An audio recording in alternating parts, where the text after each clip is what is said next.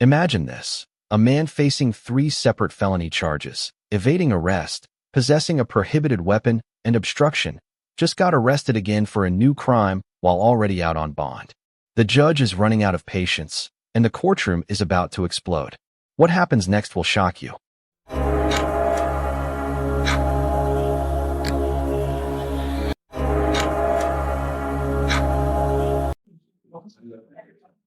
Three cases. Yes, Oh with boy. what he has.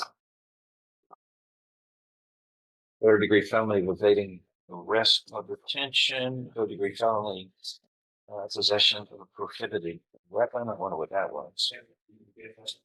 I mean, it wasn't a nuclear device, a machine gun. And third degree felony of obstruction of retaliation. So you're looking at 30 years in prison total on all of this. Each of these are third degree felonies. Okay, today. Yeah. And Judge, he just got arrested 2 days ago for another felony. He just got out of jail last night, I think. It was about 8 o'clock. I'm being told that that's going to be another indictment that's coming. So unauthorized use of a motor vehicle. It's a state jail.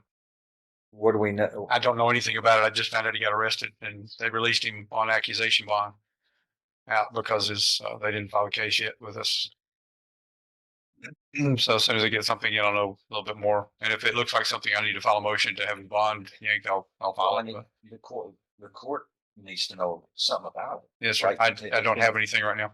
Well, he's dancing around about bond. There's a new arrest. That's on my watch now.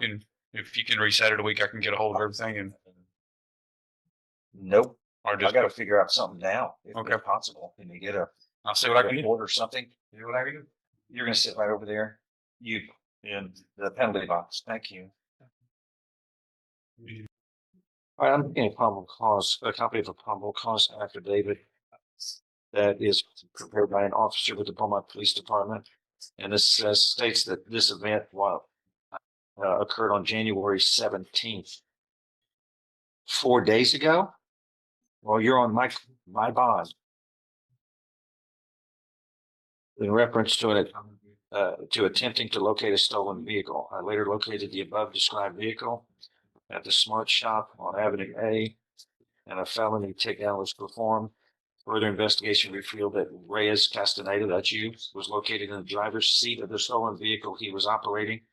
Due to Reyes being located in the stolen vehicle and operating without the effective consent of the owner, he was placed under arrest, secured in the rear of the patrol automobile, and he was booked in.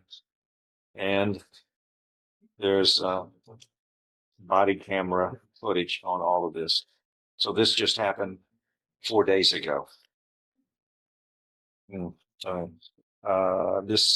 copy of this is going to be made, and it'll be part of the record on this hearing. What's his bond? He has 3 cases with that. Mm-hmm. Got it, 20,000, original, there's the one, 15,000. It's what? 15.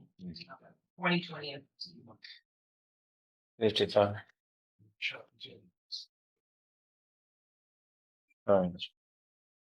The state asking for Judge, due to the fact that he's been arrested on a new charge while on bond, we believe the bond to be insufficient. We've asked his bond to at least be doubled. defense.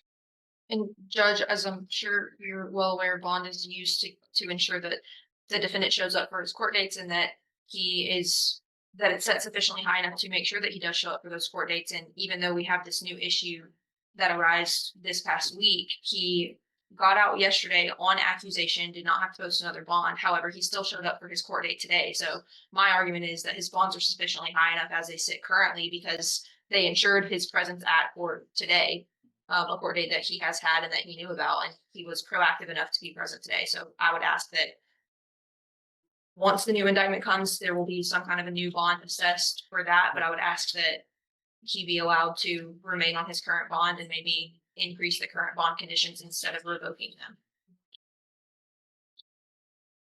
them. I increase, don't commit another crime while you're on bond. The court is going to note that Article 17.15 of the Texas Code of Criminal Procedure sets forth rules for setting amounts of bond.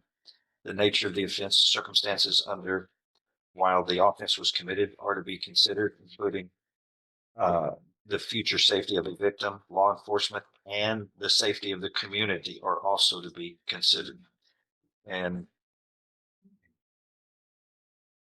considerations of bond also include whether the defendant has complied with other bond conditions and the safety of the community and the circumstances of this crime, of the crimes that we're dealing with the defendant, all show that he's free falling and he is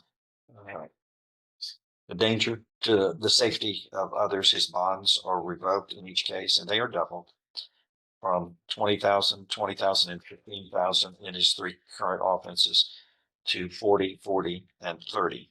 So that's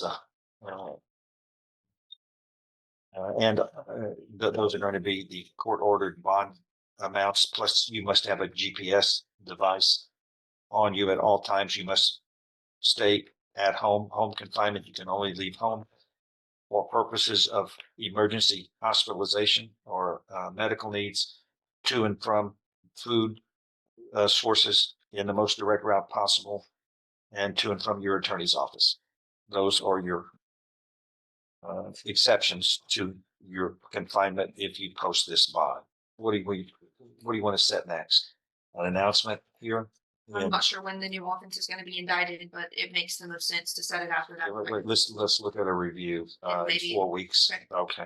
And Court's Exhibit 1 is a probable cause affidavit that is been prepared by law enforcement in this particular underlying case of the defendant being in possession of a stolen vehicle on January 17th, 2026, and it's prepared by the Beaumont Police Department, and it will be made a part of the record in each of these 3 cases.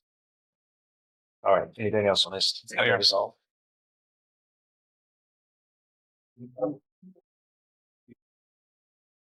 With doubled bonds, home confinement, and GPS monitoring, this case is far from over.